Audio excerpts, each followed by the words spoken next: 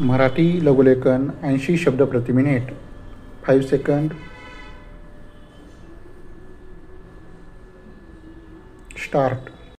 ठाणे जिल्ह्यातील आदिवासी विभागात आनंदवन या खाजगी सामाजिक संस्थेतर्फे ज्या आश्रमशाळा चालविल्या जातात त्यांना शासनाकडून दिल्या जाणाऱ्या अनुदानात वाढ करण्यासंबंधी संस्थेच्या संचालकातर्फे आलेली विनंती पत्र खाली ठेवले आहे, ते कृपया पाहावे। परिच्छेद या संस्थेतर्फे ठाणे जिल्ह्याच्या ग्रामीण भागात एकूण 11 आश्रमशाळा चालविल्या जात असून त्या शाळांतून एकूण 550 आदिवासी मुले व मुली निवासाच्या सोयीसहित शिक्षण प्राप्त करीत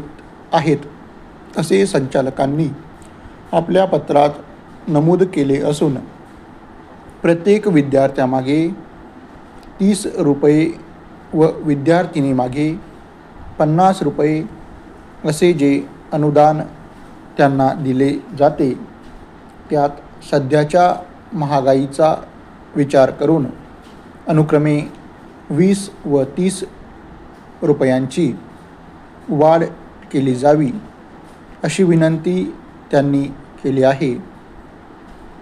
संस्थाचालकांनी आपल्या पत्रात असेही नमूद केले आहे की आश्रमशाळेतील प्रत्येक निवासी विद्यार्थी-विद्यार्थिनीस झोपण्यासाठी सतरंजी, कपडे ठेवण्यासाठी लोखंडी पेटी आणि जेवणासाठी ताट वाटी दिली जाते।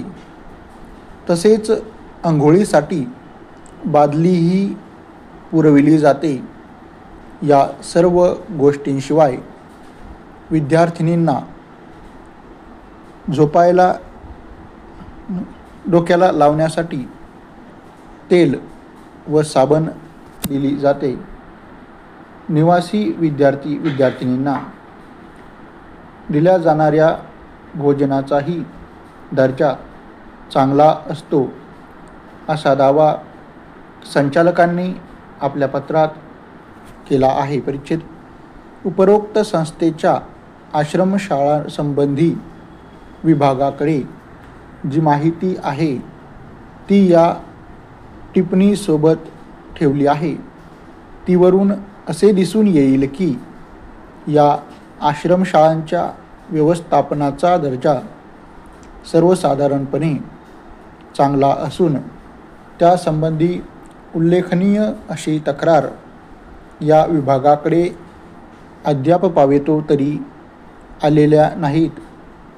आजपर्यंत या आश्रमशाळांची आकस्मिक पाहणी 3दा करण्यात आली असून शेवटची पाहणी करून वर्ष होऊन गेले आहे।